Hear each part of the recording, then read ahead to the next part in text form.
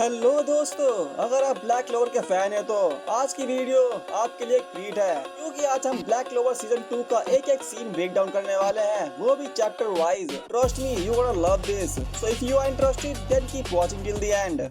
आइए देखते हैं, मजा आएगा। पहले हम एक क्विक रिकैप लेते हैं। एनिमे के लास्ट एपिसोड में हमने देखा कि स्पेस किंगडम ने क्लोवर किंगडम पर एक ब्रूटल सरप्राइज अटैक किया और उन्होंने तो सबसे पावरफुल कैप्टन्स को कैद कर लिया, यामिसुकी हीरो और विलियम वांजेंस, दो कैप्टन्स एक ही बार में। Space kingdom is insanely strong. और तभी सीन शिफ्ट होता है ब्लैक बुल्स के मिस्टीरियस वाइस कैप्टन नास्ट पर, जिसके पास चार डीमंस के कॉन्ट्रैक्ट्स है एंड जो ब्लैक बुल से ओपनली नफरत करता है, क्योंकि उसकी नजर में ब्लैक बुल सिर्फ एक लूजर्स की टीम थी, रूल्स तोड़ने वाले, अनडिसिप्लिन्ड, केओटिक। बट जब से आस्था आया है स्टोरी बदल गई है। नास्ट ब्लैक बुल्स को कोडली बोलता है, तुम्हारे पास सिर्फ 2 दिन है, जितना स्ट्रॉन्ग बन सकते हो बन जाओ, क्योंकि तीसरे दिन हम स्पेस किंगडम के अंदर घुसने वाले हैं। और फिर वो वहाँ से चला आता है। उसके बाद नास्ट एक इंसेन रिचुअल परफॉर्म करता है, डेविल बाइंडिंग रिचुअल, आस्था की डेविल पावर जगाने के लिए। और आस्था उसने अपने अंदर के डेविल लीवे को हराया और उसके साथ इक्वल कॉन्ट्रैक्ट सील कर दिया,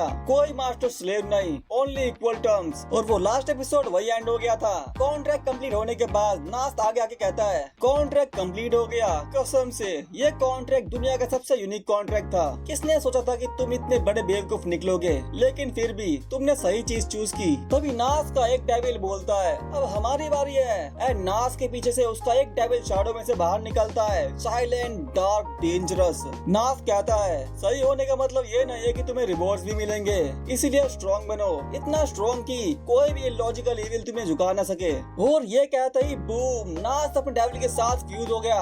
this is devil union कैनिस mode. Shadows के अंदर रैप हो जाती है और उसकी प्रेजेंस का वेट हैवी फील होने लगता है। फिर वो स्ट्रेट अप आस्था को बोलता है, अब से जिसे तुम ट्रेनिंग कहते हो वो सच में स्टार्ट होती है। तुम दोनों एक साथ आओ और मुझ पर अटैक करके मुझे हराओ। आस्था, तुम्हारे पास स्ट्रॉन्ग बनने का सिर्फ एक ही तरीका है, लीवे के साथ यूनाइट हो जाओ और उसकी एंटी मैजिक पावर्स को पूरी तरह से बाहर निकालो। और फिर नास्ट अपनी पूंछ अपनी शैडो में डालता है और वो डायरेक्टली आस्था की शैडो से बाहर निकलती है। और अगले ही सेकंड बहुत सारे हाथ शैडो में से निकलते हैं और आस्था और लीवे दोनों को पकड़ लेते हैं। वो शैडो धीरे धीरे उन्हें ढकने लगती है, बट आस्था रुका नहीं, एंटी मैजिक स्वॉर्ड निकालता है और एक ही स्लैश में वो उस शैडो मैजिक को नलिफाई कर देता है। आस्था की हाफ डीमन फॉर्म एक्टिवेट हो जाती है, बट तभी आस्था नोटिस करता है लीवे गायब हो गया है। वो उसे इधर उधर ढूंढने लगता है, बट तभी लीवे बोलता है, ओए इधर देख। आस्था अपने बगल में देखता है, लीवे बिल्कुल छोटा हो गया है और आस्था के शोल्डर के पास खड़ा हुआ है। लीवे कहता है, लगता है तुम्हें पावर देने की वजह से मेरा साइज श्रिंक हो गया है, इंटरेस्टिंग। फिर नास्ट एक्सप्लेन करता है, डेविल बाइंडिंग कॉन्ट्रैक्ट्स में कंट्रोल और इनिशिएटिव्स हमेशा इंसान के हाथ में होता है, इसीलिए मैं डेविल यूनियन इतनी आसानी से यूज कर पाता हूँ। बट तुम्हारी करंट सिचुएशन यूनियन नहीं है, डेविल की पावर सिर्फ थोड़ी थोड़ी करके तुम्हारे अंदर आ रही है। आस्था लीवे से कहता है, वही तूने भी यही कहा था ना लीवे, तो अब मैं तुम्हारी पावर्स कैसे यूज करूं? लीवे ऑकवर्ड टोन में बोलता है, अबे मुझे क्या पता, मैं तो बस तेरी बॉडी कंट्रोल करके खुद लड़ने वाला था, मैंने खुद कभी बाहर आके फाइट नहीं की, इसीलिए तुझ जैसे बेवकूफ नहीं मुझे हरा दिया। आज तक एक्सप्रेशन ड्रॉप हो जाता है, क्या मतलब तुम्हें बिल्कुल कुछ नहीं पता और इतनी बड़ी बड़ी बातें कर रहे थे? लीवे गुस्से में बोलता है, साले ये बेतुका इक्वल कॉन्ट्रैक्ट भी तेरा ही आइडिया था, अब कुछ कर इसका। आस्था फ्रस्ट्रेटेड होके बोलता है, पर भाई मुझे भी नहीं पता इसका क्या करना है। अरे मैं क्या बताऊं, मैं क्या बताऊं। और बैकग्राउंड में नास्ट जो उन दोनों ही बकवास सुन रहा होता है, एक्सप्रेशनलेस डीप ब्रेथ के साथ कोल्ड टोन में बोलता है, हाँ लगता है तुम्हें लड़ते लड़ते इसका तरीका समझना पड़ेगा। और ये कहता है उसकी शैडो चारों तरफ फैल जाती है। फिर वो आगे बोलता है, डेविल यूनियन यूज करके मैं अपने हर एक डेविल की कैरेक्टरिस्टिक्स को अपने मैजिक के साथ कंबाइन कर सकता हूँ। और किमोडिलो की एक स्पेशल एबिलिटी है पैक। और फिर बहुत सारे शैडो डीमंस शैडो के अंदर से बाहर निकलते हैं और हर एक की प्रेजेंस वाइस कैप्टन के लेवल की है। और ये देखकर आस्था शॉक रह गया एंड शैडो डीमंस ने आस्था पर चार्ज कर दिया। आस्था जंप करता है, बट एक डीमन उसके पीछे आ जाता है और उस पर अटैक कर देता है। आस्था अपनी एंटी मैजिक स्वॉर्ड से उसे ब्लॉक कर देता है, बट उसका इम्पैक्ट इतना ज्यादा था कि वो उड़ता हुआ पीछे आता है सीधा 3 और डीमंस के सामने। आस्था पलट कर देखता है, 3 डीमंस एक साथ और उन सब के अटैक को डॉज कर देता है। आस्था उन सब शैडो डीमंस के अगेंस्ट स्ट्रगल कर रहा होता है और लड़ते हुए सोचता है, हर एक शैडो डीमन की की वाइस कैप्टन नाज के लेवल की है। नाज कोल्डली कहता है, जब तक तुम मुझे नहीं हराते ये शैडोज डिसअपीयर नहीं होंगी। आस्था दिमाग में सोचता है, इसके पास 4 डेविल्स के कॉन्ट्रैक्ट्स है, इसका मतलब वो उतनी बार मौत के सामने खड़ा हो चुका है, लेकिन अब हमारी कनेक्शन भी पहले से ज्यादा स्ट्रॉन्ग हो चुकी है, तो अब मैं भी और ज्यादा पावर निकाल पाऊंगा। और फिर नाज सीरियस होके बोलता है, तुमने एक डेविल के साथ इक्वल टर्म पर कॉन्ट्रैक्ट किया है, वो तुम्हारा सर्वेंट नहीं है, इसलिए उसकी 100% पावर यूज करना इतना आसान नहीं होगा। ये रास्ता तुमने खुद चुना है, अब उसी पावर का यूज करो और मुझे हराओ। उसकी बातें सुनकर आस्था जोश में बोलता है, यस सर, मैं अभी इसी वक्त अपनी लिमिट सरपास कर दूंगा। और ये कहकर वो यामी की स्वॉर्ड निकालता है और फोकस करता है और नाज की लोकेशन सेंस करके एक devastating anti magic slash release कर दिया। स्लैश सीधा आता है और 2 डीमंस को लगता है जिनके पीछे नाज खड़ा था, और उस अटैक से नाज के कंधे पर भी कट लग जाता है। आस्था स्वॉर्ड को नाम देते हुए कहता है, डीमन स्लैशर, इस कटाना का नाम अब से डीमन स्लैशर कटाना है। और फिर वो फुल एनर्जी में बोलता है, चलो कैप्टन यामी को साथ में बचाते हैं, हम यहीं अभी के अभी अपनी लिमिट्स को सरपास कर देंगे। नाज इरिटेट होके बोलता है, साला मुझे ये लाइन बिल्कुल भी पसंद नहीं। सीन यूनो पर शिफ्ट होता है जो अकेले जंगलों में ट्रेनिंग कर रहा होता है, और अगर आप ये पहाड़ देख रहे हो तो समझ लो यूनो इस बार अपनी लिमिट्स तोड़ के ही मानेगा। फिर यूनो हाफते हुए बिना पलटे बोलता है, छुप कर देखने की बजाय बाहर क्यों नहीं आते फॉर्मर वाइस कैप्टन लांग्रिस पेड़ के पीछे से बाहर निकलते हुए बोलता है, वो फॉर्मर बोलना जरूरी नहीं था, लगता है तुम अब भी उतना ही नेस्टी हो। यूनो कोल्डली बोलता है, उतना भी नहीं जितना तुम हो। लांग्रिस कहता है, ओह ऐसा क्या, वैसे वो तुम्हारी शोर मचाने वाली चिरकुट स्पिरिट कहाँ है, यहाँ नहीं दिख रही। यूनो बोलता है, पहले ही मेरे ग्रिमयोर के अंदर है। और फिर यूनो मन में सोचता है, मैंने ज़ेरोन को हराने का एक तरीका सोचा है, लेकिन ये कितना इफेक्टिव होगा ये मैं कंफर्म नहीं कर सकता अभी। यूनो लांग्रिस से डायरेक्टली पूछता है, तुम यहाँ क्यों आए हो? लांग्रिस कहता है, मुझे लगा कि तुम्हें एक ऐसे अपोनेंट की जरूरत है जिसके पास स्पेशल मैजिक हो। जब तक मैं यहाँ हूँ क्या मैं तुम्हारी ट्रेनिंग में हेल्प कर सकता हूँ? यूनो कामली कहता है, मैं ये खुद हैंडल करना चाहता था, लेकिन अब ये गोल्डन डाउन का मैटर है और तुम भी काफी स्ट्रॉन्ग हो गए हो अब, तो प्लीज मेरी हेल्प करो। लांग्रिस कहता है, तुम अब भी काफी बदतमीज हो, लेकिन पहले से थोड़ा ज्यादा कोऑपरेटिव हो गए हो, मुझे चलेगा। अब सीन शिफ्ट होता आज तो लीबे पर, और भाई इनकी हालत देखकर मुझे इन पे तरस आ रहा है। नास ने उन दोनों को लिटरली तोड़ के रख दिया है, दोनों जमीन पर हाफ रहे हैं। फिर नास कोल्डली बोलता है, तुम फिर से हार गए। आस्था हाफते हुए मन में कहता है, वाइस कैप्टन नास सच में अनबिलीवेबली टफ है, चाहे हम कितनी भी बार ट्राई कर ले, हमें समझ ही नहीं आ रहा कि हम उनसे कैसे जीते, और शायद ये अभी तक सीरियस होकर लड़ भी नहीं रहे। तो ये होती है डेविल यूनियन की असली पावर। तो फिर मैं और लीबे ये क्यों नहीं कर पा रहे? जब मैं ब्लैक मोड में होता हूँ और मुझे चोट लगती है तो लीबे को भी लगती है। फिर रास्ता रेंगता हुआ एक बास्केट की तरफ बढ़ता है जिसके अंदर बहुत सारी कुकीज और स्नैक्स होते हैं। सही है भाई, पहले पेट पूजा फिर काम दूजा। आस्था खाते हुए बोलता है, क्या बात है, मेरे घाव भी भर रहे हैं और मेरी ताकत भी वापस आ रही है। तुमने कहा था कि स्पेड किंगडम के रेजिस्टेंस मेंबर ने अपने मैजिक यूज करके इसे बनाया है। फिर आस्था खाते खाते आंखें चमकाता हुआ बोलता है, क्या बनाया है भाई, जब मैं उनसे मिलूंगा ना तो थैंक यू जरूर बोलूंगा। भाई खा के मजा आ गया और मीठा आके आस्था का जीनियस मोड ऑन हो गया। फिर वो बोलता है, अरे मीठा आके मेरे दिमाग में एक तूफानी आइडिया आया है, कोई लीबे इधर आओ। लीबे मन में सोचता है, जब ये ऐसे मोड में आता है तो लगभग 10% इसका आइडिया बिल्कुल जीनियस होता है। और बूम, आस्था ने लीबे को अपने कंधे पर बैठा लिया। तो ये था आस्था का तूफानी आइडिया।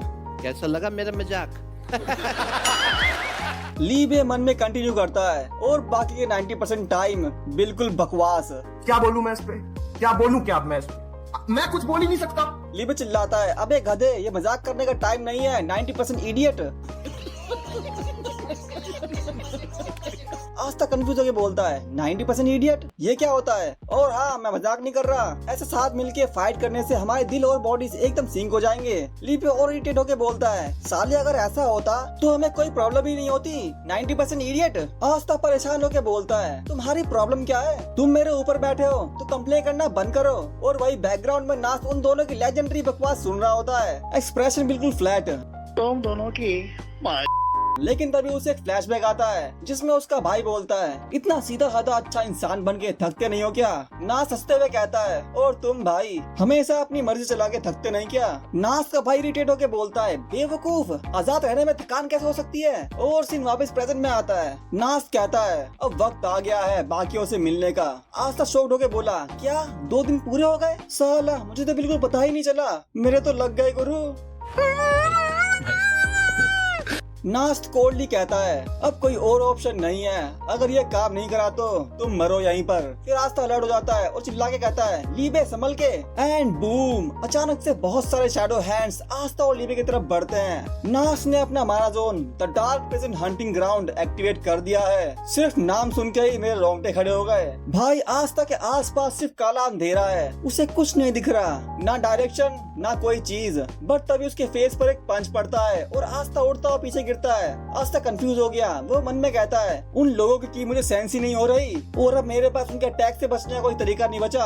आस्ता को होपलेस होता हुआ देख नास्ट डिसअपॉइंट होकर बोलता है तुम्हारे पास पोटेंशियल होने के बावजूद भी तुम इतना स्ट्रगल कर रहे हो, कितनी शर्म की बात है। आस्ता पर हर तरफ से अटैक्स हो रहे थे, वो समझ ही नहीं पा रहा था कि वो उनसे कैसे बचेगा। वो मन में कहता है मौत अंधेरे से धीरे धीरे मेरी तरफ बढ़ रही है और मुझे कुछ भी महसूस नहीं हो रहा। क्या यही असली डर है? क्या यही ट्रू टेरर है? हम सच में कॉर्नर हो चुके हैं। लीबे कहता है मैं और आस्ता हम दोनों ज्यादा पावर चाहते थे, लेकिन फिर भी हम यूनाइट क्यों नहीं हो पा रहे। और फिर उन दोनों के दिल में एक चीज गूंजती है, आस्ता अगर मुझे कैप्टन यामी को बचाना है, लीबे अगर मुझे लिचिते का बदला लेना है। फिर दोनों बोलते हैं तो मैं अभी नहीं मर सकता और मैं इस बंदे को भी नहीं मरने दूंगा। और फिर उस अंधेरे में एक रोशनी चमकी जिसे देखकर नाश शॉक्ड हो गया, क्योंकि आस्ता और लीबे दोनों यूनाइट हो रहे थे। Their devil union is about to complete. अब सीन स्पेड किंगडम पर शिफ्ट होता है, जहां हम जेनोन को देखते हैं, वही बंदा जिसने यूनो और कैप्टन वांजियंस को बड़ी बेरहमी से हराया था। और फिर कैप्टन यामी और वांजियंस दोनों को पकड़ के ले गया। जेनोन के पास बोन्स एंड स्पेशल मैजिक है। जेनोन कोल्डली बोलता है मुझे लगता है अब मेरा भाई बिल्कुल ठीक होने वाला है। मैंने सही कहा ना मॉरिस? मॉरिस डायमंड किंगडम की पूरी सोर्सरी रिसर्च का हेड रह चुका ये बंदा कॉन्फिडेंस के साथ मुस्कुराता है और कहता है देखो यार, मैं डायमंड किंगडम में सारी सोर्सरी रिसर्च का हेड था, तो यार ट्रस्ट मी मैं इसे ठीक कर दूंगा बिल्कुल आसानी से। और जब उसका ट्रीटमेंट खत्म होगा वो पहले से भी ज्यादा पावरफुल बन जाएगा।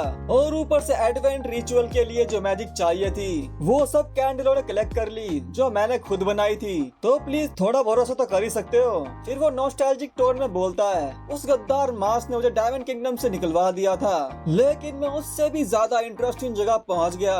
इसके लिए मैं तुम लोगों का तहे दिल से शुक्रिया अदा करता हूँ। और कैमरा शिफ्ट होता है डांटे पर, the leader of Dark Triad and the ruler of Spade Kingdom, जिसके पास बॉडी एंड ग्रेविटी मैजिक है, जिसे आस्ता और यामी ने मिलकर धूल जटाई थी। और अब वो मैजिक कैप्सूल के अंदर हील हो रहा है। वो मुस्कुराते हुए मन में कहता है अब मुझसे और इंतजार नहीं होता, मुझे उस लड़के से दोबारा फाइट करनी है। फिर जेनोन मॉरिस से पूछता है और बाकी काम की प्रिपरेशन में कोई रुकावट तो नहीं आई ना? मॉरिस कहता है सब कुछ बिल्कुल परफेक्ट चल रहा है ना लोटस? लोटस बोलता है हाँ सब कुछ ठीक चल रहा है, लेकिन अंदर ही अंदर लोटस घबराते हुए मन में सोचता है ये सच में बहुत बुरा है। और तभी स्क्रीन पर एक चिलिंग साइट आती है। एक डेविल बैरियर तोड़ के इंसानों की दुनिया में घुस रहा था। इसका मतलब स्पेड किंगडम ने हायर डेविल्स को अपनी दुनिया में लाने का रिचुअल स्टार्ट कर दिया है। और तभी हम यामी को देखते हैं। यामिसु की हीरो और विलियम वांजियंस दोनों एक बहुत ही क्रीपी और डार्क जगह पर कैद है। वो दोनों महज उस रिचुअल के लिए सैक्रिफाइस बन के रह गए हैं, वहाँ से भागने का कोई रास्ता नहीं। फिर लोटस मन में आगे कहता है अब इससे बुरा क्या ही हो सकता है। अब सीन शिफ्ट होता है आस्था पर, और भाई ये सीन देखकर दिल खुश हो गया। आस्था ने एक डेविस्टेटिंग स्लैश नास को दे मारा जो सीधा उसके बगल में जाके लगता है। नास को डायरेक्ट हिट नहीं लगा, बट फिर भी वो उसकी पावर देखकर हैरान था। वो मन में कहता है उसने जानबूझकर मुझे हिट नहीं किया, बट फिर भी मेरे आर्म का यूनियन टूट गया, वो भी बिना टच किए। उसने मेरी मैजिक भी इरेज कर दी और उसके साथ मेरा माना जोन भी। एंटी मैजिक, मुझे पहले से ही शक था अगर वो इसे फुल पावर पर यूज करे तो वो सबसे स्ट्रॉन्ग बन जाएगा। नास्ट हैवी ब्रीथिंग के साथ कहता है मैं तुमसे हार गया। आस्था खुश होकर फुल जोश में बोला यस चलो अब जल्दी से स्पेड किंगडम चलते हैं। नास्ट तुरंत मना करते हुए कहता है नहीं अभी तुम रेडी नहीं हो। नास्ट के कंधे पर उसका डेविल गिलमोडिलो बैठा होता है, जिसकी आस्था का अटैक से फट के 4 हो गई थी। आस्था कंफ्यूज होकर पूछता है अरे क्यों नहीं? लीबे और मैं हम दोनों डेविल यूनियन यूज करने में कामयाब हो गए थे। नास्ट कहता है हाँ लेकिन सिर्फ कुछ पलों के लिए, तुमने अभी तक उसे मास्टर नहीं कराया है और ये बात तुम भी अच्छी तरह से जानते हो। लीबे मन में कहता है वो सही कह रहा है, लेकिन हम इतना आगे आ चुके हैं तो पीछे हटना कोई सवाल ही नहीं उठता। फिर नास कहता है अगर तुम इस हाल में दुश्मनों के अड्डे पर गए तो सीधा मारे जाओगे। आस्था कहता है पर मैं, बट तभी नास सॉफ्ट टोन में बोलता है शैडो मैजिक यूज करके मैं तुम्हें और बाकी ब्लैक बुल्स को देख रहा था। मैंने सब कुछ देखा। तुम बिना मैजिक के पैदा हुए और फिर एक्सीडेंटली तुम्हें एक डेविल ने पोजेस कर लिया। सच में किस्मत ने तुम्हारे साथ बहुत बेरहमी से खेल खेला, लेकिन तुम हमेशा सही थे। और मैंने कहा था ना, जो लोग सही होते हैं जरूरी नहीं कि उन्हें रिवॉर्ड्स भी मिले, लेकिन मैं चाहता हूँ कि उन्हें रिवॉर्ड्स भी मिले। मैं गिलमोडलो को तुम्हारे पास छोड़ रहा हूँ। और ये सुनकर गिलमोडलो शौक होकर बोला, अरे मालिक, मैं अपने मालिक की जुदाई बर्दाश्त नहीं कर सकता। ये बांडिया, तेरी जुदाई का गम मैं सह लूंगा बांडिया, सह लूंगा। जा मालिक। नास कहता है, जब तक तुम नहीं आते हम अपना बेस्ट देंगे, तो अपने आप को थोड़ा और पॉलिश करो और जल्दी से हमें ज्वाइन करो। आस्ता एक्साइट होके बोला, यस सर। लीवे भी अंदर से फाइट के लिए रेडी था। और वही बैकग्राउंड में गिलमोडलो थोड़ा ड्रामेटिक होके बोलता है, साला अगर उसका अटैक मुझे थोड़ा सा भी लगता ना तो मेरी वही खबर खुद जाती। मिस्टर नाच ने मेरे साथ ये अच्छा नहीं किया। सालो किस्मत अच्छी है मेरी, जो कंधों पे अब तक सर बाकी है, नहीं तो 3 बार छुरा घुमाया था उसने। यहाँ पे क्या होता मेरा? कुछ नहीं रे, बाल का बगीचा कट जाता ये। चुप कर साला, फोड़ डालूंगा।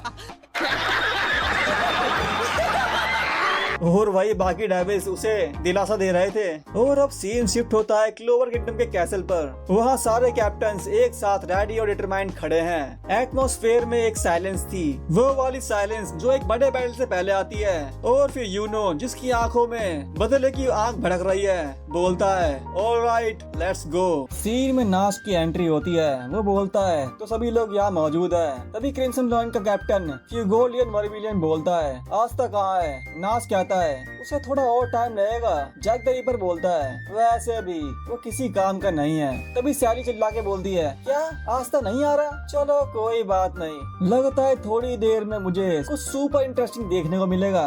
और ये मेरे बनाए हुए मैजिक आइटम्स के लिए परफेक्ट टेस्ट होगा, जो मैंने आज तक फिजिकल मेकअप को स्टडी करने के बाद बनाए हैं। वैसे ये आई ऑफ मिडनाइट सन के फॉर्मर मेंबर्स सैली, रेड स्प्रिटो एंड वेल्टोस है। इन सब ने बिट्रेयल के बाद ब्लैक बुल्स को ज्वाइन कर लिया था, क्योंकि आस्था ने सैली को प्रॉमिस करा था कि वो उसे उसके साइंस एक्सपेरिमेंट के लिए अपनी बॉडी यूज करने देगा। फिर नोजेल सिल्वा अपना रोप देखकर सीरियसली पूछता है, ये गायब होने वाले मैजिक रोप्स जो हमने पहने हैं, मैंने सुना है कि इसे उस लड़की ने बनाया है, ये काम तो करते हैं ना? माकुसा, क्लोवर किंगडम का मैजिक टूल रिसर्चर बोलता है। सैली थोड़ी अजीब और सन की जरूर है, पर जब बात मैजिक आइटम रिसर्च की आती है तो उसका मुकाबला कोई नहीं कर सकता। और ये सुनकर रेड इरिटेट होकर बोलता है, साले माकुसा, मैजिक आइटम्स की बात हो रही है तो क्या हीरो बनेगा? वेल्टोस उनकी बकवास सुनते हुए कहता है, ओ तेरी, ये तो फिर से स्टार्ट हो गया। और तभी कैमरा शिफ्ट होता है अपने बहा पर, आई मीन चेक के ब्रोंजास पर। उस बंदे की लिटरली फटी पड़ी है। वो कांपते हुए बोलता है, साला मुझे क्यों इन पागल खतरनाक लोगों के साथ इस super ultra dangerous level mission पर जाना पड़ रहा है? उस बेकार वाहियात किंग की तो ऐसी की तैसी साले ने मुझे कहाँ फंसा दिया। सेके को क्लोवर किंगडम के किंग ने बड़े शान से ये बोल के भेजा, जाओ और मेरे लिए अपनी लेटेंट पावर दिखाओ। सेके मन में कहता है, साला मैंने पिछले 6 महीने से फुल ऐश की है, लेकिन किसी हरामजादे ने मुझे ये नहीं बताया कि मुझे सीधा जहन्नुम में भेजा जा रहा है। ये भगवान क्या जुल्म है। सेके को देखकर जैक सीरियस फेस बना के बोलता है, मुझे नहीं पता कि तुम यहाँ क्यों हो लूजर, लेकिन अगर तुम ये मिशन कर रहे हो तो सीरियस हो जाओ। और जैक की डरावनी शक्ल देखकर सेके के पसीने छूट गए। बंदे की तो बोलती ही बंद हो गई। मुझे अपने घर जाना है। फिर पीछे से नाच उसके कंधे पर हाथ रख के कोल्ड टोन में बोलता है, हमें पता है कि तुम्हारे पास ज्यादा स्किल्स नहीं है, तो फिर तुम उन लोगों के लिए बलि का बकरा बन जाओ जो स्किल्ड है और खुद को सैक्रिफाइस कर दो। और ये सुनकर उसकी रूह कांप गई। वो डर के मारे बोला, क्या बोला तुमने? भाई यहाँ पे क्या हो रहा है? भाई यहाँ पे क्या हो रहा है? भाई ये कहाँ फंस गया भाई मैं? फिर नोजेल नाच से पूछता है कि आज तो सच में वक्त पर पहुंच पाएगा। और तभी यूनो और राल्फ नेफिलिम सीन में आते हैं। यूनो बोलता है, वो जरूर आएगा, लेकिन उसके आने से पहले ही मैं सब कुछ खत्म कर दूंगा। जैक हंसते हुए बोलता है, अबे साले ये काम तू नहीं करेगा, ये काम मैं करूंगा। फिर नोजेल कामली बोलता है, अबे वो तू भी नहीं होगा।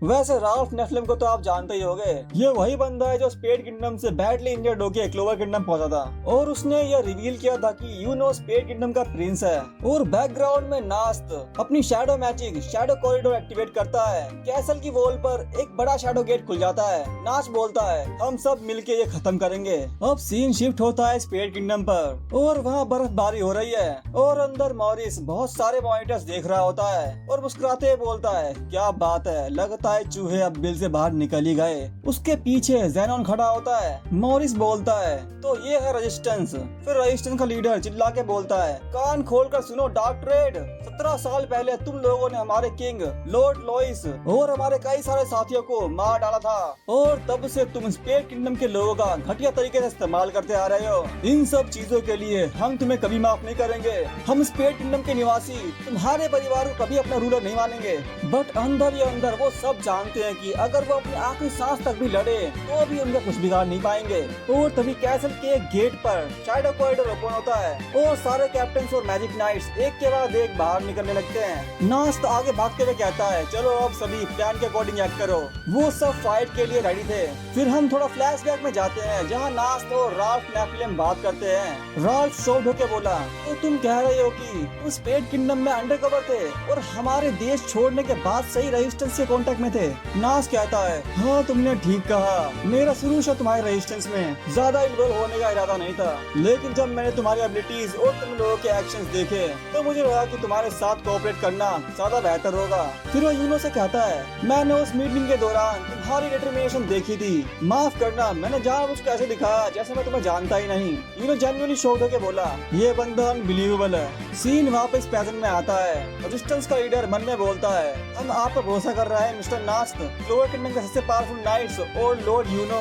हम आपके लिए वो डाइवर्जन जरूर क्रिएट करेंगे, चाहे इसके लिए हमें अपनी जान ही क्यों न देनी पड़े। पर तभी सब कुछ हिलने लगता है। रेजिस्टेंस के लोग घबरा के बोले अरे क्या हो रहा है, पूरी बिल्डिंग हिल रही है। और तभी जमीन के अंदर से एक जायंट डेविल निकलता है जिसे देखकर सभी शॉक्ड होके बोले अरे ये तो वही लेजेंडरी एंशिएंट डेविल है। वो डेविल इतना बड़ा और इतना डार्क था कि सिर्फ उसकी प्रेजेंस से ही सबके होश उड़ गए। ज़ेनॉन कोल्डली बोलता है बेइंतहा पावर के सामने जज्बात और बदला दोनों बेकार होते हैं। जब एक चूहा कैसल में घुस ही आया था तो मुझे लगा रेजिस्टेंस एडवेंट ऑफ किलीफोर्थ रिचुअल को रोकने के लिए जरूर कुछ न कुछ तो करेंगे, लेकिन किसने सोचा था कि तुम लोग इतनी हिम्मत दिखा के सीधा मेरे सामने ही आ जाओगे। वैसे भी हम उस डीमन का यूज करके कैसल टाउन के लोगों को खत्म करने वाले थे। तुम लोग स्पेड किंगडम की नागरिक हो ही नहीं। ये टाइटल सिर्फ हम जैसे स्ट्रॉन्ग लोगों के लिए है। चलो अब एडवेंट ऑफ किलीफोर्थ रिचुअल को शुरू होने दो।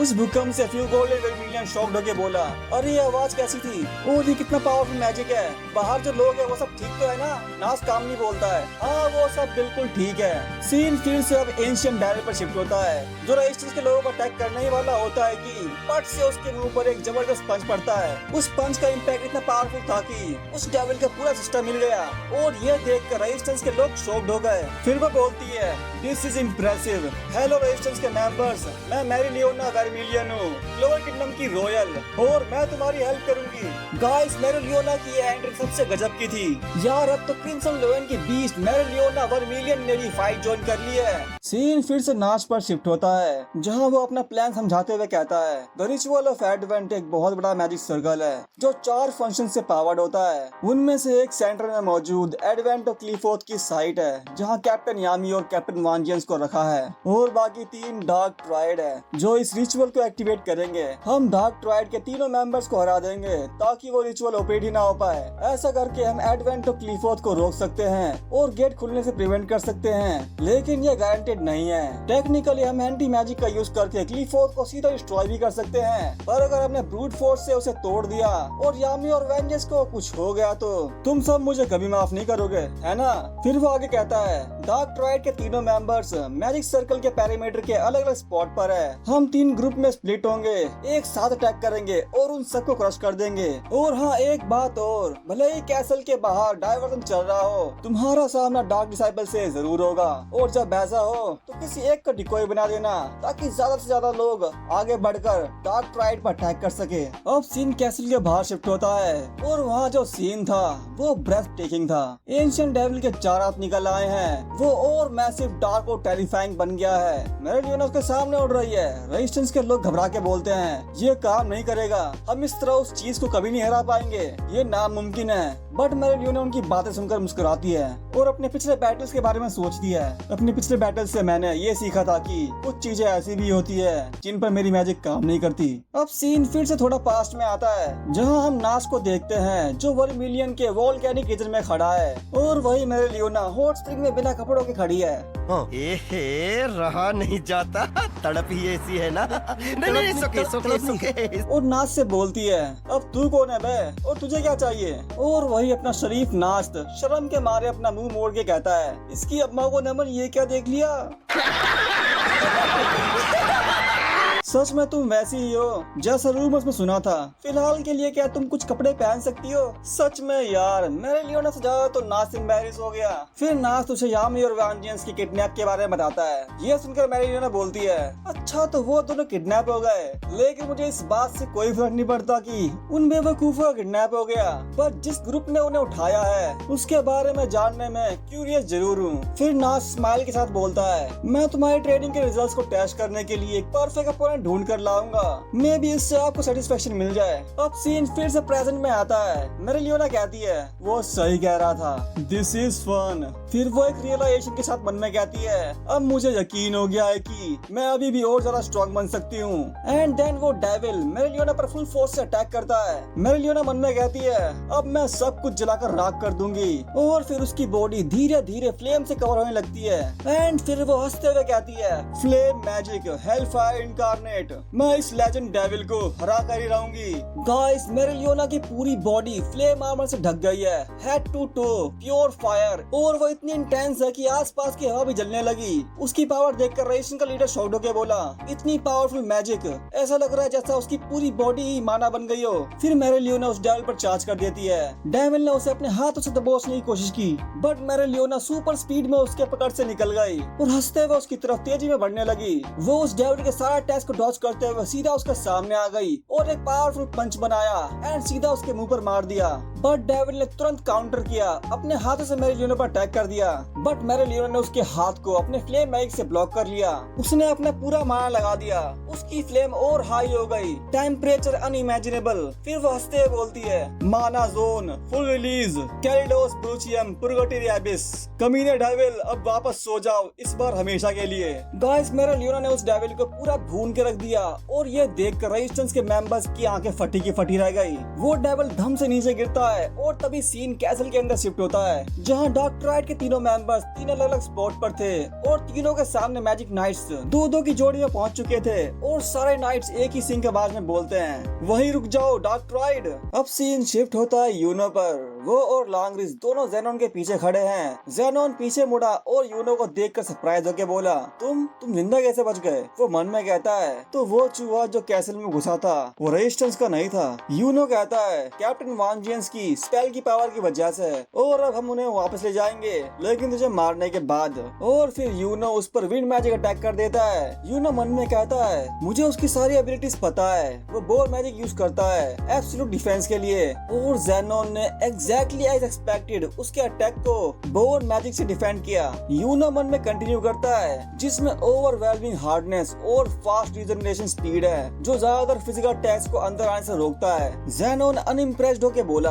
कितनी बेवकूफी भरी कोशिश है ये। एंड बूम उसने अपना डेविल मोड एक्टिवेट कर लिया और कोल्डली बोलता है अगर तुम एक डरपोक बिल्ली की तरह घर में दुबके रहते तो शायद तुम थोड़ा और सर्वाइव कर पाते। उसकी बात सुन के लॉन्गरिस अपना स्पेशल मैजिक एक्टिवेट करते हुए बोलता है मैंने सुना है कि मेरी गैर मौजूदगी में तुमने काफी हंगामा मचाया था। मैं उन लोगों में से नहीं हूँ जो चुपचाप बैठे रहे जब तुम जैसे लोग आजाद घूम रहे हो। फिर वो अपना स्पेशल मैजिक आर्कएंजल क्रैश से ज़ेनोन पर अटैक कर देता है। ज़ेनोन एक सेकंड के लिए सरप्राइज हो गया और बोला क्या स्पेशल मैजिक यूजर, लेकिन अगले ही सेकंड ज़ेनोन अपना special magic absolute space use करता है और लॉन्गरिस के अटैक को कम्प्लीटली ब्लॉक कर देता है। फिर यूनो मन में कंटिन्यू करते हुए बोलता है और डेविल की पावर के through absolute space special magic का यूज करके वो उस स्पेस के अंदर मौजूद सारे माना पर कंट्रोल कर लेता है और वो अपने अपोनेंट्स के स्पेल्स के माना में इंटरफेयर करके उन्हें ब्लॉक भी कर देता है। फिर ज़ेनोन लॉन्गरिस को बोलता है अगर मैं एग्जिस्ट नहीं करता तो शायद तुम ही ही अल्टीमेट स्पेशल मेज होते।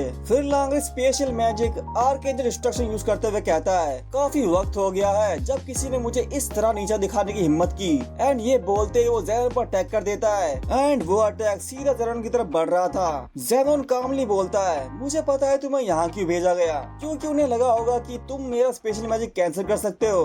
और ये बोलते ही उसने पूरे रूम को अपने स्पेशल मैजिक स्पेशल माना डोमिनेशन से कवर कर लिया। और ये देखकर लांग्रिस हैरान हो गया। वो मन में कहता है, अगर कोई इमेज इस स्पेल के स्पेस के अंदर आ जाए तो वो बंदा अपना मैजिक तक मेंटेन नहीं कर सकता। फिर वो हैरानी के साथ बोलता है, इतना बड़ा स्पेल और वो भी बिना हिले। फिर ज़ेनोन बोलता है, क्या तुम पर तरस खाने से तुम्हारा दिमाग खराब हो गया है? जो पहले ही हार चुका हो उसका साथ देना सिर्फ बेवकूफी है। तुम बिल्कुल अपने कैप्टन जैसे हो, हमेशा बेवकूफी भरे फैसले लेते हो। ये छोटी सी प्राइड और ड्रीम्स, इन चीजों की वजह से तुम बिना मुझे एक कदम चलने पर मजबूर किए ही मारे जाओगे। एंड तभी वो अपने बोन मैजिक से यूनो और लांग्रिस पर चारों तरफ से अटैक कर देता है। और तभी यूनो बेल को समन करता है। वो बोलती है, तो तुम यहाँ हो द लूजर, हमसे पंगा ले कोई भाग नहीं सकता। यूनो और मैं आज तुझे यहीं खत्म कर देंगे। एंड ये बोलते ही वो यूनो के साथ मर्ज होने लगती है। यूनो के अंदर ओवरवेलमिंग माना फ्लो होने लगता है। एंड यूनो ने अपना spirit dive spirit of Boreas mode activate कर लिया। उसके सर पर एक क्राउन और हाथ में एक लॉन्ग स्पेयर और प्योर विंड एनर्जी उसके अराउंड रैप हो रही है। और यूनो का ये ट्रांसफॉर्मेशन देखकर ज़ेनोन स्पीचलेस हो गया। वो मन में कहता है, ये प्रेशर कैसा है और ये स्पेल फॉर्म क्या है? ये कुछ भी हो, लेकिन इस स्पेस में वो अपनी पावर यूज नहीं कर सकता। फिर यूनो रेज में बोलता है, मैं वो हूँ जो विज़र्ड किंग बनेगा और इसीलिए मैं तुझे जीतने नहीं दूंगा। एंड ये कहते ही वो ज़ेनोन की बोन्स को एक स्लैश में चूर चूर कर देता है। ज़ेनोन कंफ्यूज होकर सोचता है, ये क्या एब्सोल्यूट स्पेस के अंदर जो माना है वो मेरे कंट्रोल में नहीं है? क्या उसने मुझसे भी ज्यादा पावर से उस पर कंट्रोल ले लिया है? यह इम्पॉसिबल है। ही इज सिंपली बिलोव्ड बाय माना। फिर यूनो अपने स्पेयर से उस पर अटैक कर देता है। ज़ेनोन उसे अपने बोन मैजिक से ब्लॉक करता है। यूनो कहता है, तुमने क्या कहा था? हम तुम्हें बिना एक कदम चलने पर मजबूर किए ही मारे जाएंगे। और ये कहता ही यूनो ने अपने स्पेयर से उसकी बॉन्स डिफेंस को तोड़ दिया और सीधा उसके सीने में स्पेयर घुसा दिया। फिर यूनो कोल्डली बोलता है, तुम उस वक्त गलत बंदे से बात कर रहे थे। और ज़ेनोन को उस हालत में देख लांग्रिस बोलता है, कसम से तुम तो हद से ज्यादा पैथेटिक लूजर हो। यूनो खून से लथपथ ज़ेनोन को देखता है और जीरो हेजिटेशन के साथ बोलता है, बेटा तू है जो यहाँ मरने वाला है और मरते वक्त बस एक बात का पछतावा करना कि तुमने गोल्डन डॉन से पंगा लिया था। और वही हम खून से लथपथ ज़ेनोन को देखते हैं जिसकी लिटरली वाट लग चुकी है। उसकी हालत देखकर लांग्रिस मन में कहता है, ये सच में काम कर रहा है। हम इस बंदे को हराकर एडवेंट ऑफ क्लिफोर्थ को रोक देंगे और कैप्टन वांजेस को रेस्क्यू कर लेंगे। और अब सीन शिफ्ट होता है डार्क प्राइड के दूसरे मेंबर वेनिका ज़ोग्रेटिस पर और उसके सामने पहुंच चुकी है ब्लू रोज नाइट्स की कैप्टन शार्लेट रोजेले और एक्वा डियर का कैप्टन रिल बॉयस मॉर्टियर। और उनको देखकर वेनिका थोड़ा डिसअपॉइंटेड होकर बोलती है, मैंने सुना था ये कैसल में कुछ इंट्रूडर्स घुस आए हैं, लेकिन तुम दोनों में से कोई भी नोएल नहीं है। चलो दिखाए मुझे तुम फाइट करने लायक हो भी या नहीं। और अगर तुम मेरे 8 शाइनिंग जर्नल्स को भी नहीं हरा सकते तो तुम मेरे वक्त के लायक नहीं हो। वो दो डार्क डिसाइपल जो कि 8 शाइनिंग जर्नल्स में से एक थे अपना मैजिक एक्टिवेट कर लेते हैं। एक विंड मैजिक यूजर है तो दूसरा फायर मैजिक। एंड तभी शार्लेट ने अपना briar creation magic cops hunting briar activate कर लिया। बट उन दोनों डार्क डिसाइपल ने अपने मैजिक से शार्लेट के ब्रायर को जला के राख कर दिया। फिर वेनिका बोलती है, वैसे मैं तुम्हें बता दूं, मॉरिस की मॉडिफिकेशन और मेरी कर्स पावर की कॉम्बिनेशन के बाद ये काफी डेंजरस बन चुके हैं। शार्लेट ये देखकर हैरान थी, बट तभी रिल अपना picture magic brown swell off suit alone use करता है और पानी और मिट्टी से आग बुझा देता है। पूरे फ्लोर पर कीचड़ फैल गया था।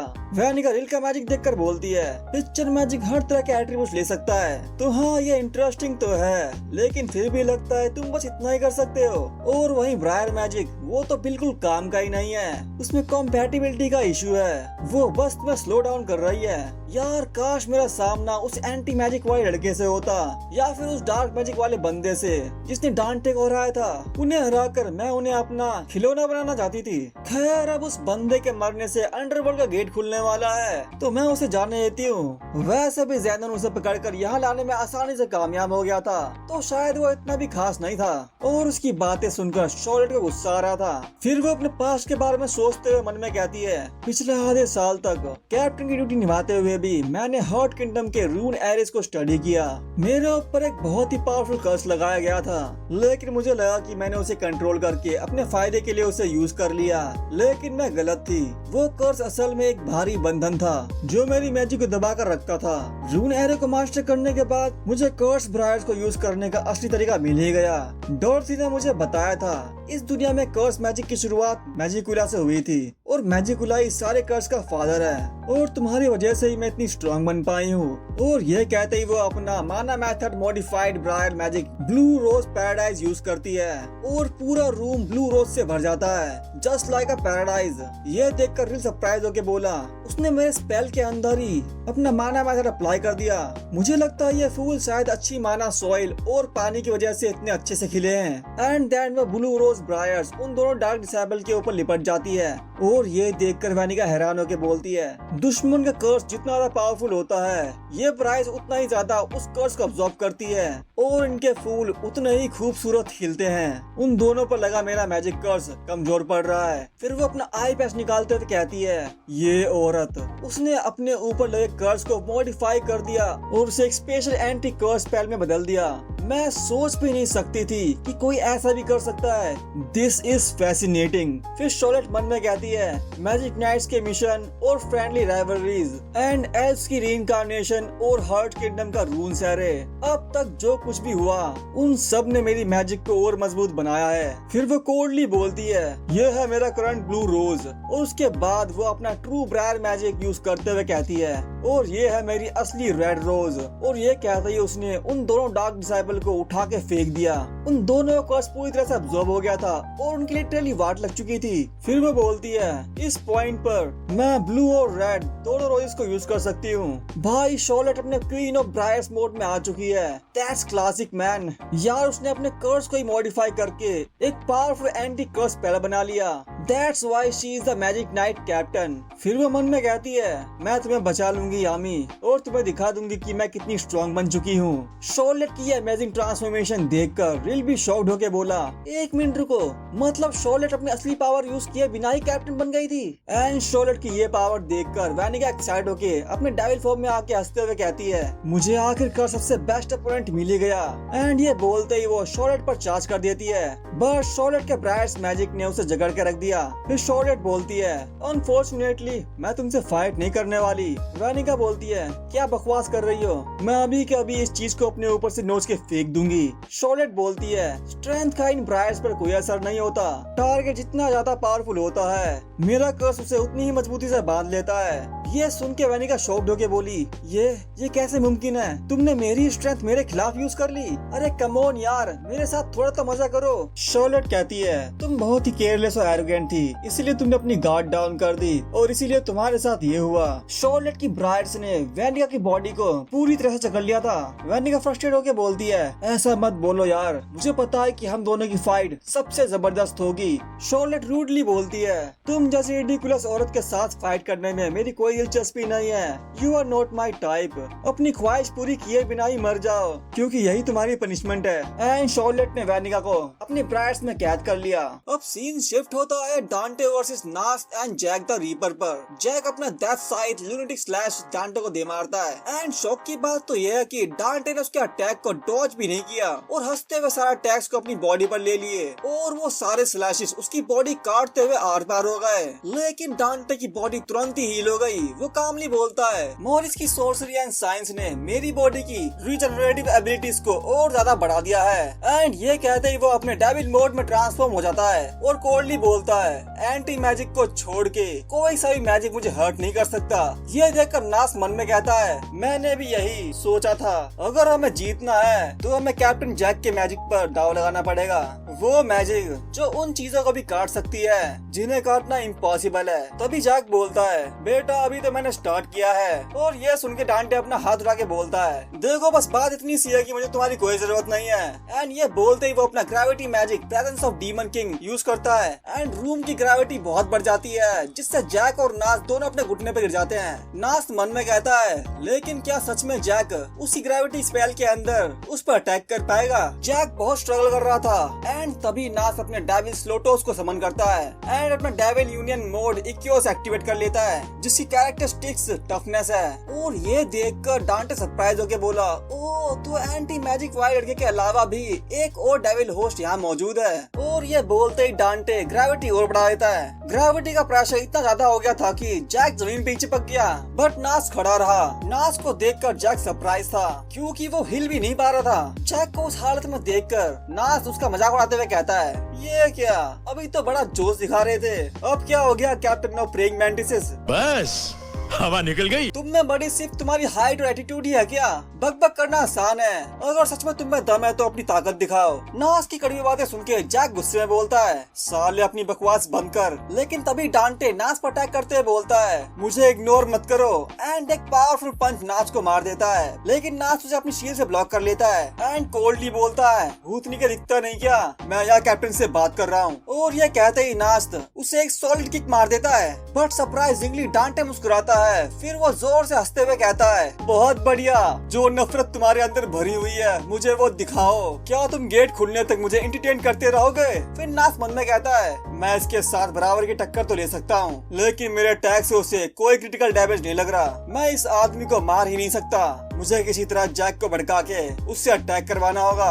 पर तभी डांटे जैक का मजाक उड़ाते हुए कहता है, और तुम जो कीड़े की तरह जमीन पर रेंग रहे हो, मैंने उस लड़के को तुम्हें कैप्टन कहते हुए सुना, लेकिन तुम तो बोरिंग निकले, चल अब दफा हो जा लूजर। और ये कहते ही उसने जैक के ऊपर अपनी ग्रेविटी और इंक्रीज कर दी और उसे बस पंच करने ही वाला होता है कि तभी हमें जैक की बैक स्टोरी देखने को मिलती है। जैक कहता है, मेरे डैड एक कॉमनर थे, एक हंटर, वो पंछी और छोटे शिकारियों का शिकार करके अपना गुजारा करते थे। वो हमेशा मुझसे एक ही चीज कहते थे, जो तुमसे ज्यादा ताकतवर दिखे उससे पंगा मत लेना। वो एक बहुत ही सीधे साधे और प्रैक्टिकल इंसान थे। जब उन्हें पता चला कि मेरी मैजिक ब्लेड्स बनाती है तो उन्हें बहुत खुशी हुई और उन्होंने कहा कि एक हंटर के लिए बिल्कुल परफेक्ट मैजिक है। अपने डैड की तरह मैं भी कमजोर शिकार ढूंढता था और उन्हें काट कर रख देता था, बिल्कुल एक मैंटिस की तरह। क्या मैं हमेशा ऐसा ही जीता रहूंगा? जब जैक 13 साल का हुआ तब उसके डैड की लाश पहाड़ से लाई गई और अपने डैड की लाश देखकर उसके मन में बस एक ही ख्याल आया, मुझे पहले से पता था उनके साथ ऐसा होगा। लोगों को कहना था कि शिकार के दौरान उनका सामना पहाड़ के राजा से हो गया था,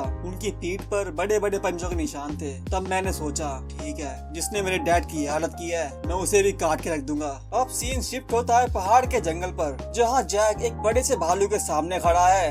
ये वही भालू है जिसने उसके बाप को मारा था। जैक के चेहरे पे कोई डर नहीं था, बस बदले की आग थी। फिर वो अपनी टंग लिक करते हुए कहता है, चल अब कटने के लिए रेडी हो जा। और अगले ही सेकंड हम उस भालू को जमीन पे मरा हुआ देखते हैं। जैक ने उसे काट के रख दिया एंड उसके बाद जैक बोलता है, लगता है अब मुझे मैजिक नाइट्स ज्वाइन करना चाहिए। सीन अब प्रेजेंट में आता है। जैक अपनी टंग लिक करते हुए कहता है, मैं बस उन लोगों को ढूंढना चाहता हूँ। और तभी नास्त डांटे के पंच को ब्लॉक कर लेता है और जैक को देख के सरप्राइज होके बोला, ये बंदा इंसेन है। वो अपनी बॉडी की सरफेस पर ब्लेड्स को कंट्रोल करके उन्हें और तेज कर रहा है। फिर डांटे हंसते हुए कहता है, लाचारों की तरह गिड़गिड़ाना और दूसरों के प्रोटेक्शन में छुपना, ये तो बिल्कुल पैथेटिक है। यामी सुखीरो भी एक कैप्टन था, लेकिन उसने मुझे काफी एंटरटेन किया था। फिर जैक मन में कंटिन्यू करता है, जिन्हें सबसे ताकतवर माना जाता है और उनको ढूंढने के बाद मैं उनके टुकड़े टुकड़े करके रिबन्स की तरह चीर देना चाहता हूँ। एंड जैक खड़ा हो गया और उसकी बॉडी उसके ब्लेड से कम्प्लीटली कवर हो गई है, हर जगह से ब्लेड्स निकल रहे हैं। ये देखकर ना सरप्राइज होके बोला, अबे तेरी, उसने तो ग्रेविटी को ही काट दिया।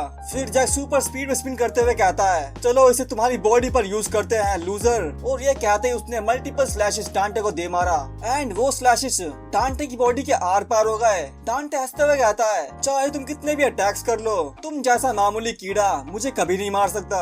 और वैसे भी असल में टफ लोग वही होते हैं जिनकी रेपुटेशन बड़ी होती है। बट तभी डांटे को एक बड़े मैंटिस की प्रेजेंस फील होती है, जिसे देखकर उसके होश उड़ गए। फिर जैक उसे स्लैश करते हुए कहता है, साले हम कीड़ों से पंगा कभी मत लियो, क्योंकि हम वो है जो अपने सामने आने वाली हर चीज को मार डालते हैं। ब्रो डांटे का ब्लड निकलने लगा। वो घबरा के मन में कहता है, अबे ये क्या हो गया, मेरी बॉडी रीजनरेट क्यों नहीं हो पा रही। ये देखकर नास कहता है, ऐसा लगता है कि मैंने तुम्हें कुछ ज्यादा ही अंडर एस्टिमेट कर दिया था। अब सीन शिफ्ट होता है कैसल के बाहर, जहाँ उस एंशिएंट डेविल की बॉडी जल रही थी। फिर मैरीलियोना हंसते हुए कहती है, क्या बस इतना ही दम था तुझमें डीमन के बच्चे। भाई मैरीलियोना की पावर देखकर रेजिस्टेंस के सारे मेंबर शॉक्ड हो गए। उनका लीडर बोलता है, कितनी फिनोमिनल मेज है ये, उसने उस डीमन को अकेले हरा दिया। एंड तभी राल्फ नेफ्लेम अपने साथियों के साथ वहाँ पहुँच जाता है। उसके साथ सैली, रेड स्प्रिटो, वेल्टोस, माकुसा एंड सेके भी था। एंड उसके कंधे पर नास का एक डेविल भी बैठा हुआ था जो उनको ऑब्जर्व कर रहा था। राल्फ बोलता है, डिवीजन कमांडर एल्बर्ट, हम सब भी आपकी हेल्प करेंगे। उसको देखकर एल्बर्ट उनके करीब आते हुए कहता है, मुझे खुशी है कि तुम ठीक हो और तुम्हारी मुलाकात नास से भी हो गई होगी, है ना। राल्फ रिप्लाई करता है, हाँ मैं उनसे मिल चुका हूँ। और आपको एक और चीज बता दूं, हमारे मास्टर यूनो एक बहुत ही स्किल्ड विंड मेज बन गए हैं। वो दिखने में बिल्कुल हूबहू लेडी सीएल पर गए हैं और उनका दिल बिल्कुल लॉर्ड लोइस की तरह स्ट्रॉन्ग है। ये सुनकर एल्बर्ट कहता है, अच्छा ऐसा क्या। फिर वो मन में कहता है, क्या विंड मैजिक, तो अगर मास्टर यूनो और बाकी लोग साथ है तो शायद अभी भी उम्मीद बाकी है। एंड तभी हम नास के दूसरे डेविल को देखते हैं जो कि लांगरिस की शैडो में से निकल रहा होता है और वहाँ की सिचुएशन ऑब्जर्व करके सीधा शॉर्लेट और रिल के पास पहुँच जाता है। एंड वहाँ का भी सीन ऑब्जर्व करता है एंड डाइट नास के पास जाके उसे पल पल की खबर देता है। उन सब की फाइट्स के बारे में सुनकर नास सरप्राइज होकर बोला, लगता है हमारे किंगडम के स्ट्रॉन्गेस्ट मैजिक नाइट्स शायद मेरी उम्मीद से भी ज्यादा स्ट्रॉन्ग निकले। फिर वो मन में कहता है, अभी घबराने की कोई जरूरत नहीं है, अंडरवर्ल्ड का गेट खुलने में भी काफी समय बाकी है। एंड फिर हम जैक और डांटे को देखते हैं। जैक डांटे को नॉन स्टॉप स्लैश पे स्लैश मार रहा है और वही डांटे हंसते हुए कहता है, क्या बात है, तो तुम भी मुझे एंटरटेन कर सकते हो। उसकी बात सुनकर जैक बोलता है, भूतनी के अपना मुंह बंद कर और जल्दी से मर जा। एंड तभी अचानक से कैसल में कुछ अजीब सा गाना फ्लो होने लगता है जिसे सेंस करके सभी शॉक्ड हो गए। नास हैरान होकर बोलता है, ये फीलिंग क्या ये वही है। एंड तभी हम बहुत सारी रूट्स को जमीन के अंदर से बाहर निकलते हुए देखते हैं जो कि अंडरग्राउंड से निकलकर पूरे कैसल में फैल रही है। और ये देखकर कैसल के बाहर के लोग कहते हैं, अरे उधर देखो वो क्या है। वहाँ के सभी लोग उन रूट्स को देखकर शॉक्ड हो गए एंड धीरे धीरे पूरा कैसल उन रूट से भर गया। नास कंफ्यूज होकर बोलता है, ये क्या, इतनी बड़ी रूट्स, क्या ये क्लिफोर्ड की वजह से हुआ है। एंड ये बोलते ही नास तुरंत ही अपने डेविल प्लूमिड को समन करता है एंड उसके साथ यूनाइट होके वो अपना डेविल यूनियन फेलिस मोड एक्टिवेट कर लेता है एंड तुरंत ही अपना shadow magic heaven shadow second side activate कर लेता है, जिससे नास की नजर पूरे कैसल में फैल गई। हर रूम, हर शैडो, सब कुछ दिखने लगा। और फिर उसकी साइट कैसल के अंडरग्राउंड पर पड़ती है जिसे देखकर वो शॉक्ड होकर बोला, वहाँ अंडरग्राउंड में एडवेंट ऑफ क्लिफोर्ड की साइट पर मुझे कैप्टन यामी और वांजेंस के अलावा भी किसी तीसरे की मैजिक सेंस हो रही है। एंड वही हम देखते हैं मॉरिस को जो कि क्लिफोर्ड की साइट पर यामी और वांजेंस के साथ है। उसे देखकर नास सरप्राइज होकर बोला, अरे ये तो मॉरिस है, वही मैं जिसे डायमंड किंगडम से निकाल दिया गया था। फिर मॉरिस हंसते हुए कहता है, तो लगता है कि अजीबोगरीब लोगों की मनमानी हरकतें भी कभी कभार काम आ जाती है। हर्ट किंगडम की विजडम का इस्तेमाल करके मैंने ट्री ऑफ क्लिफोर्ड की ग्रोथ को एक्सीलरेट करने का तरीका ढूंढ निकाला। भला कौन सोच सकता था कि अंधा पैदा होने के बदले मुझे ऐसी एबिलिटीज का वरदान मिलेगा। और ये कहते ही मॉरिस भी डेविल फॉर्म में ट्रांसफॉर्म हो गया। फिर वो हंसते हुए कहता है, एक डेविल होस्ट की एबिलिटीज, डेविल्स की पावर की मदद से मेरी मैजिक ने ये मुमकिन कर दिया है। अब मैं लोलोपेस्का की विजडम तक तो भी एक्सट्रैक्ट करके ट्रांसप्लांट कर सकता हूँ। वैसे लोलोपेस्का हर्ट किंगडम की प्रिंसेस है। फिर नास घबरा के मन में कहता है, मुझे नहीं पता कि वो कैसे कर रहा है, लेकिन क्या मॉरिस गेट के लिए एक एक्सीलरेटर की तरह काम कर रहा है। Damn it, the gate of the underworld तो खुल रहा है। भाई नास के प्लान की तो धज्जियां उड़ गई है। मॉरिस किसी कैटलिस्ट की तरह ट्री ऑफ क्लिफोर्ड के गेट को और तेज खोल रहा है। भाई ये ट्विस्ट नहीं ट्विस्टर है। चीटिंग करता है तू, चीटिंग करता है तू। नास पैनिक होके बोलता है, नहीं हमें उस कमीने को खत्म करना होगा। बट जैसे ही वो कुछ कर पाता तभी उनके पास दो हाई रैंक डेविल्स अपीयर हो जाते हैं। जैक और नास दोनों उन डेविल्स को देखकर चौंक गए। बट इससे पहले कि वो कुछ कर पाते उन दोनों डेविल्स ने नास और जैक को अपनी मैजिक पावर से दूर पुश कर दिया। जैक सीधा कैसल की दीवार में जाके टकराता है और ये देखकर तो डांटे भी चौंक गया था। लेकिन नास अपने डेविल यूनियन फेलिस मोड की कैरेक्टरिस्टिक्स एजिलिटी को यूज करके अपने आप को संभाल लेता है है। वो पैनिक होकर मन में कहता है, अरे ये तो हाई ऑर्डर डेविल्स हैं। तभी मेल डेविल कहता है, मेरा अटैक तो मिस हो गया। फीमेल डेविल बोलती है, लेकिन मेरा तो हिट हो गया।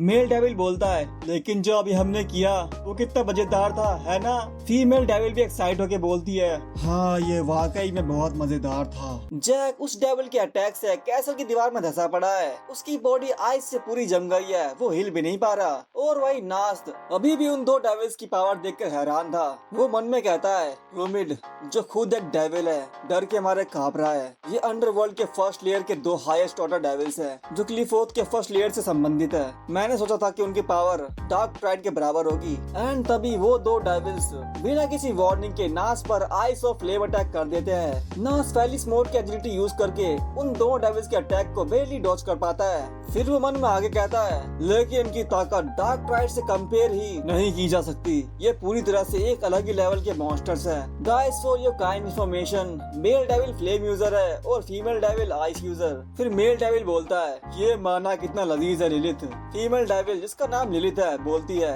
हाँ नामा सच में बहुत लजीज है। तो यार मेल डेविल का नाम नामा है। नास मन में आगे कहता है, और सबसे बुरी बात, वो दोनों अभी तक सीरियस भी नहीं हुए हैं, वो सिर्फ हमसे खेल रहे हैं। अब सीन कैसल के बाहर आता है। वो रूट्स और भी ज्यादा बड़ी हो गई थी, जमीन से ऊपर वॉल्स के थ्रू स्काई की तरफ बढ़ रही थी, जिसे देखकर रेजिस्टेंस के मेंबर कहते हैं, अरे वो रूट्स तो हमारी दुनिया के एटमॉस्फेयर से माना अब्सॉर्ब कर रहे हैं। और ये देखकर सभी शॉक थे। फिर रेजिस्टेंस का लीडर बोलता है, आखिर ये है क्या? ये कितना भयानक और घिनौना मैजिक है। एंड तभी कैसल के अंदर से अजीबोगरीब आवाज आने लगती है और अगले ही पल बहुत सारे डेविल्स दीवार तोड़ते हुए कैसल से बाहर निकलते हैं, जिन्हें देखकर वहाँ मौजूद सभी लोगों की लिटरली फट के चार हो गई। रेजिस्टेंस का लीडर भी शॉक्ड होकर बोलता है, क्या वो सच में डेविल्स हैं? और वही मेरे लियोना एक्साइट होकर बोलती है, ओ ये एहसास, ये वही मैजिक है जो मैंने पहले उस वक्त महसूस की थी। एंड तभी उसके पीछे से गुर्राने की आवाज आती है। मेरिलिना पीछे मुड़ के देखती है, भाई वो एशियन डेविल जो जल के राख हो गया था फिर से अपने पैरों पर खड़ा हो गया है। वो अभी तक जिंदा है और उसकी जली हुई बॉडी फिर से हील हो गई है। भाई आमतौर पर ऐसी सिचुएशन में नॉर्मल इंसान घबरा जाता है, लेकिन मेरिलिना भाई वो स्माइल करते हुए कहती है, दूसरे शब्दों में अब रियल फाइट स्टार्ट होती है। अब सीन कैसल के अंदर शिफ्ट होता है, जहाँ हम देखते हैं यूनो का स्पीयर ज़ेनन के अंदर घुसा हुआ है एंड वो अपना विंड मैजिक एक्टिवेट कर रहा होता है। ज़ेनन पैनिक होकर मन में कहता है, मैं अपनी 80% डेविल पावर यूज करके भी उससे जीत नहीं सकता। तभी यूनो बोलता है, साले ज़ेनन तेरा खेल अब यही खत्म होता है। बट ज़ेनन कामली बोलता है, तुम्हारी ये कोशिश वाकई में काबिले तारीफ थी, लेकिन अभी मेरा वक्त नहीं आया। अब सीन शॉर्लेट पर शिफ्ट होता है। वो वैनिका को देखते हुए कहती है, क्या उसकी कर्स पावर तो सील्ड है, लेकिन फिर उसका मैजिक बढ़ कैसे रहा है? एंड फिर हम देखते हैं डांटे को। वो स्माइल के साथ बोलता है, अंडरवर्ल्ड का पहला गेट खुल चुका है, वही बैरियर जो डेविल होस्ट और उनके डेविल्स के बीच के कॉन्ट्रैक्ट को सीमित रखता था अब टूट चुका है। अब उनकी असली शक्ति इस दुनिया में उतर रही है।